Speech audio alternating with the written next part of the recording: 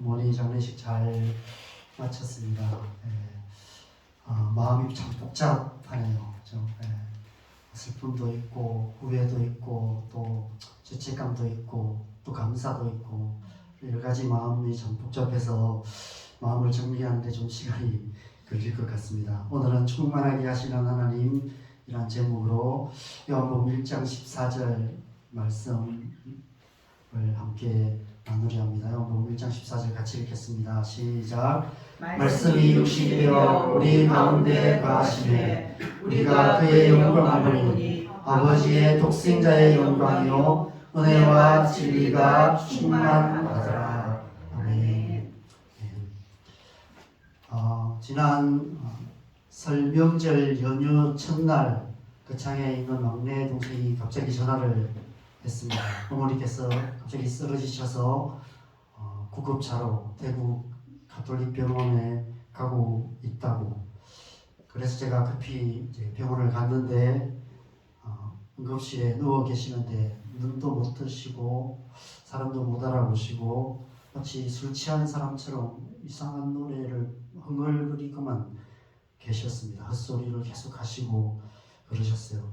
그래서 검사를 했는데 뇌에는 이상이 없고 심근경색이 의심이 된다고. 그런데 문제는 이제 명절 연휴여서 검사를 할 수가 없어서 연휴 끝나고 검사를 심장 검사를 해야 정확한 원인을 알 수 있다고 그렇게 얘기를 했습니다. 그래서 아침에 이제 병실이 날 때까지 응급실에 계셔야 돼서 제가 이제 그날 응급실에서 어머니 옆에 계속 밤을 새웠는데 한밤중 한 12시쯤 돼서 정신을 좀 차리셨어요. 그래서 정신을 차리시고 거의 또 늘 그러신 것처럼 1시간 동안 쉬지 않고 얘기를 하셨습니다. 옛날에 또 고생한 얘기, 한 100번도 되는 얘기, 그 얘기를 계속 하셨습니다. 시집살이 하면서 힘들었던 얘기도 하시고 그런 얘기들을 하셔서 좀 안심이 되셨어요. 엄마가 돌아오셨구나. 뇌에는 이상이 없으시구나. 그러면 심근경색이면 스텐트 시술하면 되니까 이제 이렇게 생각하고 이제 아침에 대구에 사는 이제 셋째 동생에게 이제 어머니 병간호 맡기고 시내에 내려왔습니다. 그래서 구정 지나고 또 우리 예배도 드리고 월요일 이제 연휴 지나고 화요일 아침에 셋째 동생이 다시 전화를 했어요. 검사 결과 심근경색이 아니라 대동맥 박리라는 위급한 병이라고. 그래서 응급수술이 필요하다고 연락이 왔습니다. 이 동맥 내부의 벽이 이렇게 찢어져서 혈관을 막는 그런 병이어서 수술하지 않으면 심장마비로 한순간에 이렇게 돌아가실 수 있다고. 그래서 찢어진 혈관을 잘라내고 인공혈관으로 이렇게 교체하는 그런 큰 수술을 해야 되는데 이게 응급한 수술인데 그 병원은 다 이제 이렇게 수술이 다 잡혀 있어서 다른 병원으로 옮겨서 수술을 해야 된다고. 그래서 계명대 동산병원으로 이렇게 옮겨서 응급수술을 했습니다. 한 8시간 정도 걸리는 수술이라고 했는데 한 10시간 정도 걸린 것 같아요. 새벽 2시쯤 수술을 마쳤는데 앞서 응급실에서 이렇게 심근경색으로 판단해서 이 항응고제를 좀 많이 썼나 봐요. 그래서 지혈이 안 되어서 의사가 계속 이제 지혈을 하느라고 시간이 많이 걸렸는데 수술을 했지만 지혈이 안 되고 있다고 좀 지켜봐야 되겠다 이렇게 얘기를 했습니다. 제가 이제 중환자실에 들어가서 의식 없이 누워 계신 어머니 얼굴을 배웠는데 그렇게 편안해 보일 수가 없었습니다. 제가 지금까지 살면서 뵌 어머니 얼굴 중에 제일 편안한, 가장 편안한 얼굴이었습니다. 그 순간 갑자기 이런 생각이 들었어요. 어머니께서 다시 안 돌아오실 수도 있겠다 이런 생각이 들었습니다. 저희 어머니 이렇게 가난한 집 막내딸로 태어나셔서 20살에 시집을 오셨습니다. 옛날에는 다 그렇게 결혼을 했다대요. 얼굴도 못 보고 부모들끼리 이렇게 소개해서 아들, 딸 이렇게 결혼시켜서 그렇게 얼굴도 한번 본 적 없는 남편에게 시집 와서 또 저희 집이 논도 한마직이 없는 그런 가난한 집이어서 또 할머니가 좀 독하셨대요. 저는 할머니랑 같이 할머니 집 방에 자고 이렇게 해서 저는 할머니가 좀 제게는 좋은 분이었는데 저희 엄마에게는 좀 그런 분이 아니셨나 봐요. 아버지도 그러시더라고요. 이번에 이제 장례식하면서 이 할머니 참 독하셨다 이런 얘기를 아버지도 하시는 걸 보면 정말 그러셨나 봅니다. 제가 그 얘기 들으니까 할머니가 좀 미워지더라고요. 네. 그래서 혹독한 시집살이 하시면서 아들만 넷 낳아서 이렇게 키우셨는데 새벽부터 밤늦게까지 농사일도 하시고 집안일도 하시고 그렇게 사셨습니다. 너무 일을 많이 하셔서 뭐 80도 안 되셨는데 등도 다 굽으시고 꼬부랑 할머니가 되셨어요. 그리고 막 손가락 마디마다 다 이렇게 리마티스 관절염 오셔서 이렇게 막 손가락 마디가 다 휘어지시고 그러셨습니다. 머리부터 발끝까지 안 아프신 데가 없으신 그런 분이셨습니다. 어릴 때부터 기억나는 어머니의 모습은 늘 아프신, 어딘가 늘 아프신 그런 표정이었습니다. 전화 통화할 때마다 하시는 얘기의 절반 이상은 여기 아프다 저기 아프다 이런 얘기이셨고요.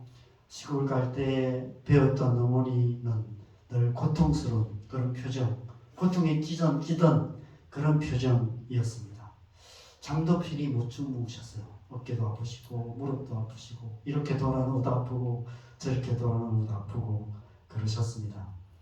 또 막내 동생이랑 함께 이렇게 가족들이랑 같이 농사를 짓는데 또 막내 동생도 건강이 안 좋기 때문에 건강이 안 좋은 막내 동생 때문에도 늘 걱정하시고 그래서 늘 그런 근심 걱정 가운데 그렇게 사셨습니다.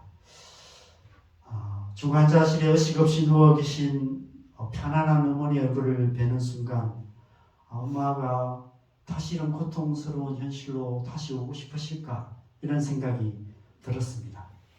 응급실에 계시는 동안 이런 말씀을 계속 하셨어요. 너희한테 짐되면 안 되는데 우리 막둥이한테 짐되면 안 되는데 이런 얘기를 계속 하셨거든요. 아마 우리 자녀들에게 짐이 되지 않기 위해서도 안 오시겠다 이런 마음이 갑자기 들었어요. 며칠이 지나도 지혈이 되지 않아서 결국 계속 수혈을 했지만 결국 의식을 찾지 못하셨습니다. 그래서 지난주 토요일 새벽 4시 좀 넘어서 전화가 왔습니다. 중환자실에서 연락이 왔는데 아무래도 위급하시다고 가족들이 빨리 왔으면 좋겠다. 그래서 급히 준비해서 올라갔는데 병원 도착하기 한 15분 전에 소천하셨어요. 그래서 제가 임종도 보지 못하였습니다. 그냥 응급실에서 편안하게 누워 계신 어머니 얼굴을 뵌 것, 그게 제 마지막 모습이었던 것 같습니다. 지난주 토요일부터 월요일까지 장례식을 치르면서 순간순간 이렇게 계속 이렇게 눈물이 났습니다. 후회가 많이 되었어요. 자주 전화 못 드린 것도 후회가 되고 빨리 달리면 2시간도 안 걸리는 거리인데 좀 멀다는 핑계로 자주 찾아뵙지 못한 것도 후회가 되었습니다. 조금만 생각하면 이런 결과가 올 것이 뻔한 이 심장 수술이라는 큰 수술을 의사 말만 듣고 그냥 강행한 어리석음에 대해서도 좀 후회가 되었습니다. 가장 크게 후회되는 것은 저희 어머니께서 늘 가슴에 불이 난다 이런 얘기를 자주 하셨거든요. 가슴에 불이 난다. 근데 너무 오래 전부터 그런 얘기를 하셔서 아마 화병이다 이런 생각을 이런 생각을 했던 것 같습니다. 근데 요 근래 돌아보니까 요 근래 부쩍 그 얘기를 더 많이 하셨어요. 전화할 때마다 하시고 만날 때마다 하소연을 하셨습니다. 그런데 왜 그 어머니 하소연을 귀담아 듣지 않았을까? 왜 그때 한번 병원 모시고 갈 생각을 못했을까? 이런 생각을 하면서 후회가 많이 되었습니다. 만약 내가 그만큼 아팠다면 우리 아이들이 그렇게 하소연 했다면 어땠을까? 어떻게든 시간 내서 병원 데려가지 않았을까? 이런 생각을 했습니다. 어머니의 하소연을 귀담아 듣지 않은 것이 마음이 아파서 계속 눈물이 났습니다. 중환자실에 편안히 주무시던 어머니의 얼굴이 계속 생각나면서 참 어머니는 죽음보다 힘든 삶을 사셨구나 이런 생각이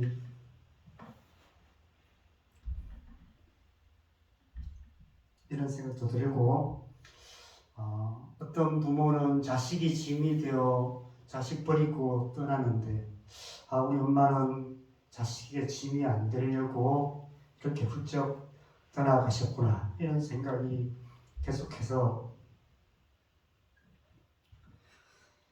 들었습니다.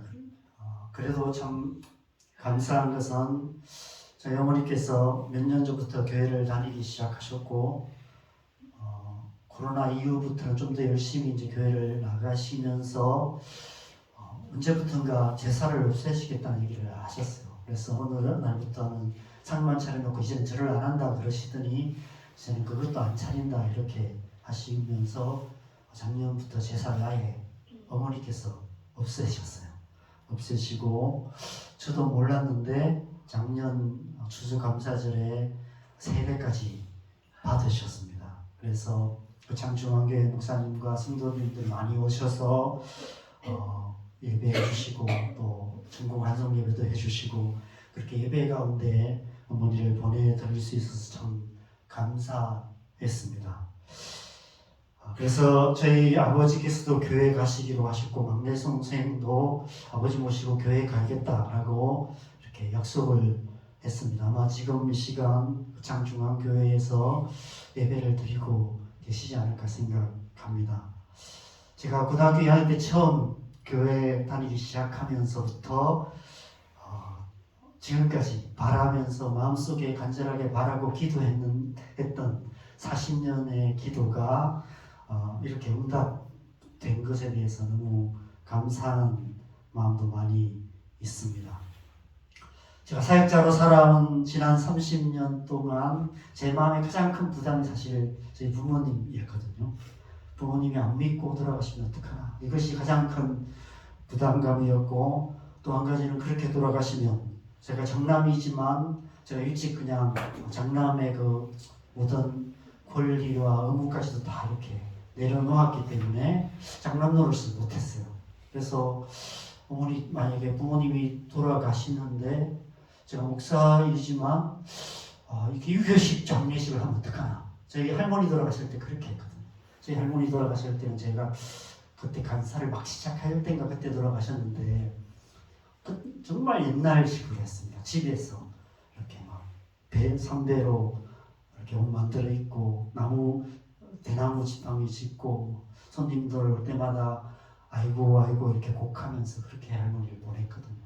그게 참 가슴이 한이었는데 이렇게 우리 엄마 아버지 돌아가시면 장례식을 만약에 제가 목사인데 유교식 장례식을 할 수는 없잖아요.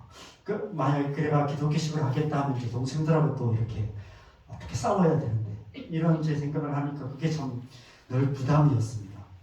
그런데 어머니께서 하나님께서 미리 준비시키신가 봐요. 어머니께서 미리 준비하셔서 다 정리를 해 놓으셨습니다. 그래서 장례식 둘째 날이 주일이어서 주일 아침에 입관을 했습니다. 그런데 이제 교회에서 입관 예배 해주실 수 없는 상황이고 왜냐하면 이제 주일이기 때문에 저녁 때 돼야 올 수 있다. 저녁에 와서 입관 예배 해주겠다 이렇게 하셨는데 제가 이제 입관 후에 저희 가족들을 다 모아서 제가 인도에서 예배를 드렸습니다. 예배 보는데 참 짧은 예배였지만 하나님의 은혜가 많이 있었습니다. 예배 끝나고 우리 불교 신자였던 우리 둘째 저씨랑 셋째 저씨가 거의 동시에 자기도 모르게 그렇게 얘기를 했어요. 이참에 우리도 개종할까 이런 얘기를 하더라고요. 그래서 참 하나님의 은혜가 강력하게 임하시는 그런 아주 감사한 예배였습니다. 그럼에도 불구하고 어머니의 빈자리가 너무 크게 느껴져서 순간순간 이렇게 슬픔이 계속 파도처럼 밀려오는 것 같습니다. 제가 30년 사역하는 기간 동안 중에서 20년은 거의 선교단체에서만 사역했기 때문에 장례식에 갈 기회가 별로 없었습니다. 근데 제가 남산교회에서 사역하는 동안 특별히 교구 목사로서 섬기는 7년 동안은 장례식을 굉장히 많이 다닌 것 같습니다. 다 세보지 않았지만 아마 100번 가까이는 가지 않았을까 이런 생각이 듭니다. 입관 예배, 위로 예배, 발인 예배, 화장 예배, 수많은 예배를 인도하면서 가족을 잃은 성도들의 슬픔을 위로하는 사역을 했었습니다. 근데 막상 저희 어머니 장례식을 하면서 내가 그동안 뭘 했나 이런 질문을 하게 되었습니다. 사랑하는 사람을 떠나보낸, 사랑하는 가족을 떠나보낸 슬픔의 깊이가 이렇게 깊은 줄을 몰랐던 것 같습니다.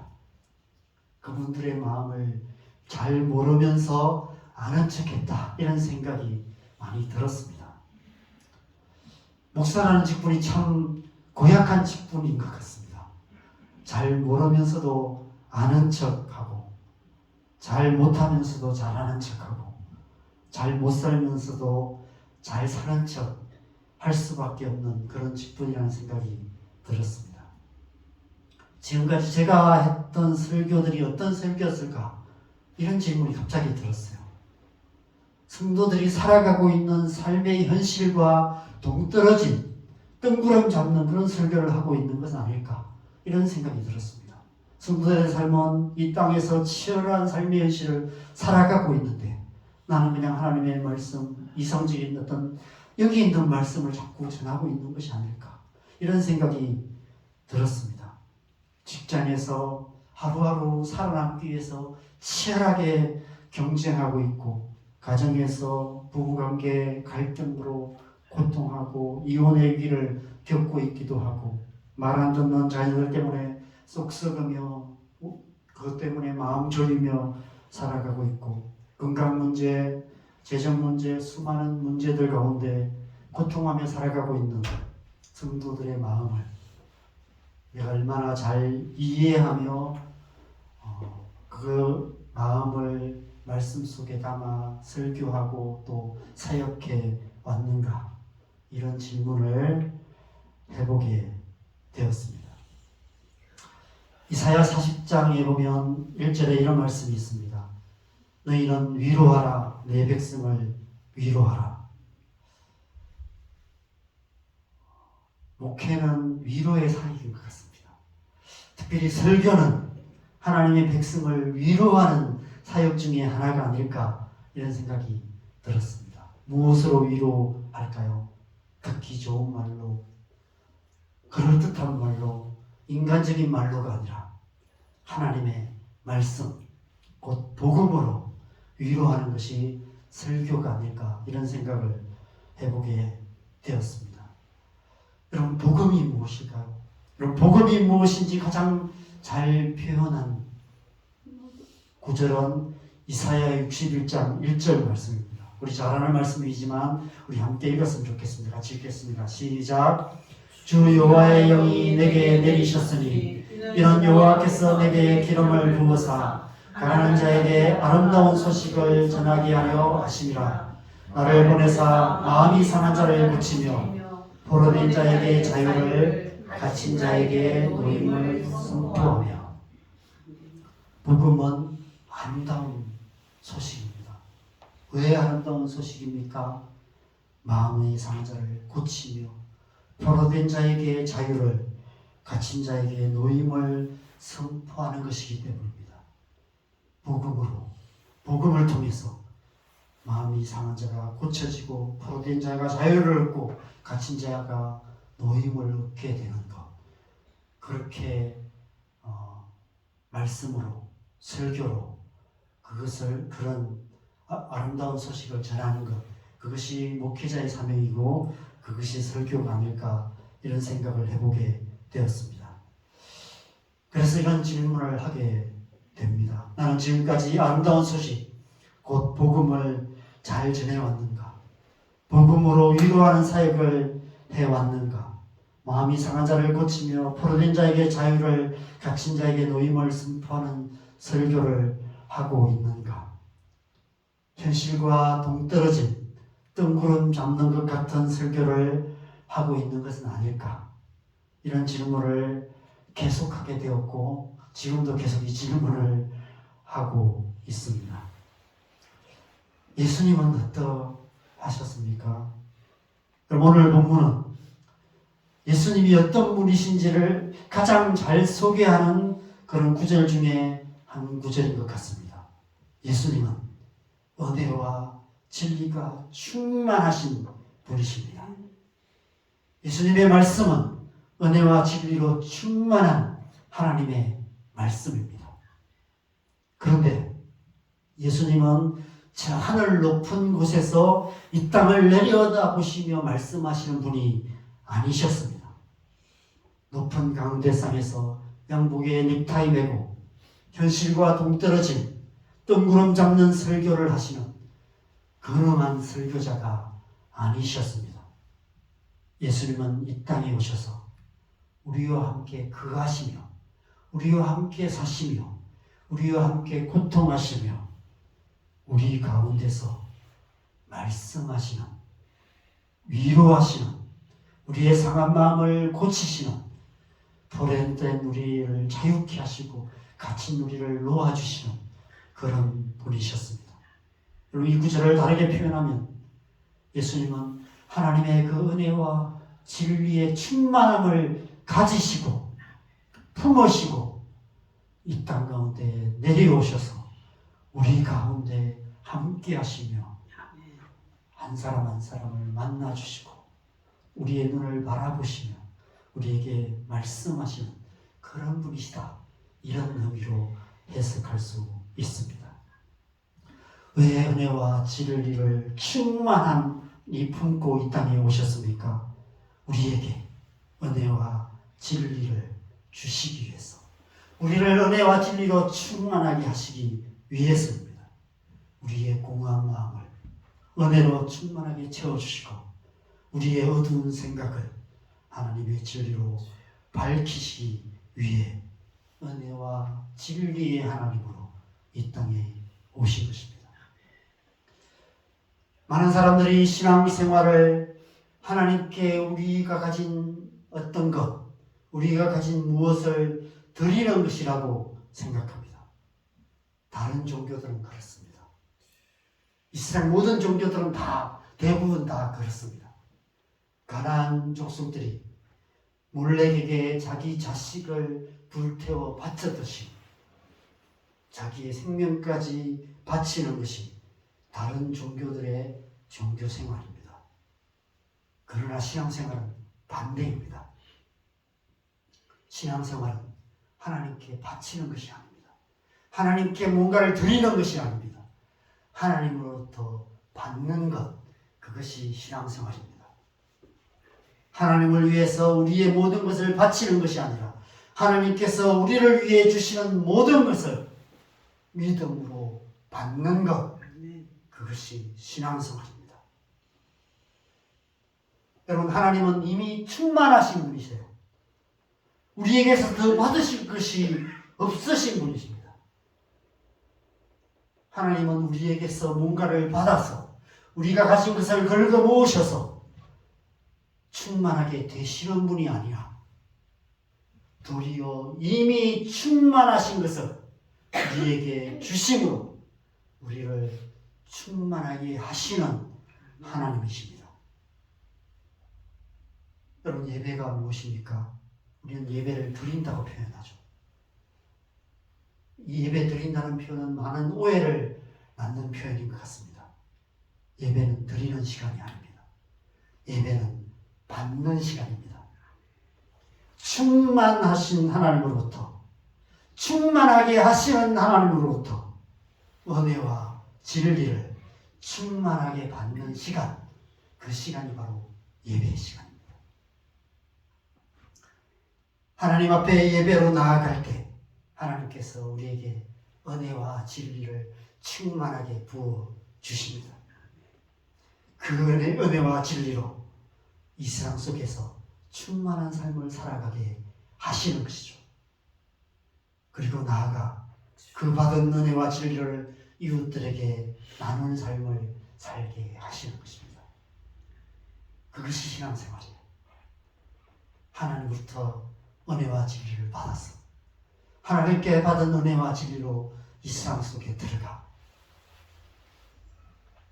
사랑하는 가족들, 아내, 남편, 부모, 형제, 자녀들에게 은혜와 진리를 나누고 직장에서 직장 상사와 동료나 부하 직원들에게 은혜와 진리를 나누고 교회에서 지체들에게 그 은혜와 진리를 나누고 나아가 온 땅과 열방의 모든 영혼들에게 삶을 통해 은혜와 진리를 나누어 주는 삶을 살아가는 것, 그것이 신앙생활입니다.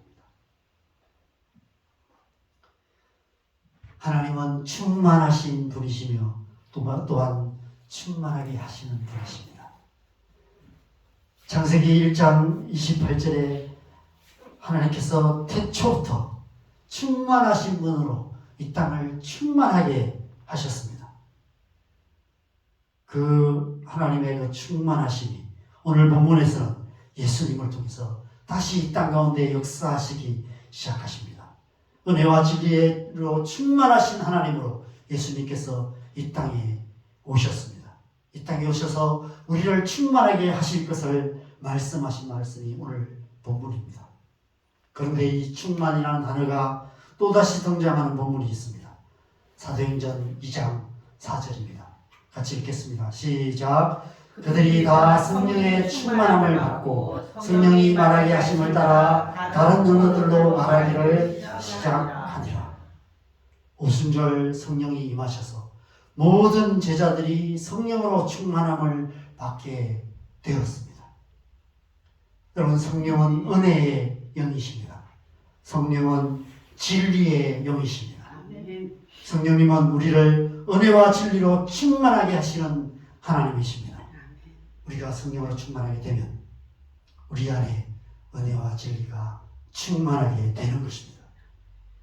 우리의 마음이 성령의 은혜로 충만하게 되고 우리의 생각이 하나님의 그 진리로 명쾌하게 됩니다. 그러면 우리는 이 세상 한가운데서도 그리스도인다운 삶을 살아갈 수 있게 되는 것입니다. 그래서 예수님께서 은혜와 진리에 충만하신 하나님으로 이 땅에 오신 것입니다. 그래서 십자가에 못 박혀 죽으신 것입니다. 우리를 성령으로 충만하게 하시기 위해서, 은혜와 진리로 충만하게 하시기 위해서 이 땅 가운데 있는 가지고 오신 모든 것을 이 땅에 다 부어주시고 십자가에 못 박혀 아무것도 가지시지 않으시고 다 주시고 하늘나라로 돌아가신 것입니다. 저희 어머니께서 모든 것 다 주시고 건강까지 다 주시고 마지막에 의사들이 그러더라고요. 이대로 두면 장기들도 다 상한다. 그 생각을 하니까 참 이런 마음이 들었어요. 우리 엄마는 머리부터 발끝까지 이 모든 몸도 다 상했는데 이 장기까지도 다 상하시는구나. 다 상하시고 하시는구나. 이런 마음이 너무 들었습니다. 근데 예수님이 그러시는 것 같아요. 예수님께서 십자가에서 모든 것을 다 주시고 그렇게 가셨습니다. 은혜와 진리를 가득 가지고 이 땅에 오셔서 이 모든 것을 우리에게 다 주시고 가셨습니다. 여러분, 그것이 우리가 예수님을 믿어야 하는 이유고 우리가 예수님을 믿는 이유입니다. 또한 그것이 우리가 예수 그리스도의 복음을 전해야 하는 이유이기도 한 것이죠. 에베소서 1장 23절에 보면 교회에 대해서 이렇게 말씀합니다. 같이 읽겠습니다. 시작. 교회는 그의 몸이니 만물 안에서 만물을 충만하게 하시는 이의 충만함이니라. 우리가 예수님을 믿음으로 성령으로 충만함을 받아 은혜와 진리로 충만하게 될 때 교회 공동체가 이루어지게 됩니다. 그 교회를 통해서, 교회 공동체를 통해서 우리의 가정이, 우리가 살아가는 이 세상이 하나님 나라가 충만하게 되는 것입니다. 하나님은 그렇게 이 세상을 충만하게 하시는 하나님이시라고 성경은 말씀하고 있는 것입니다. 그래서 우리는 날마다 성령으로 충만함을 받아야 하는 것이죠. 이 충만이라는 단어가 들어있는 우리가 가장 잘 아는 구절이 있습니다. 에베소서 5장 18절입니다. 같이 읽겠습니다. 시작. 술 취하지 말라. 이런 방탕한 것이니 오직 성령으로 충만함을 받아라. 아멘. 하나님께서 우리를 성령으로 충만하게 하시기를 원하십니다. 우리가 하나님의 백성으로서 하나님의 백성답게 살 수 있는 유일한 길은 충만하게 살아가는 길밖에 없습니다.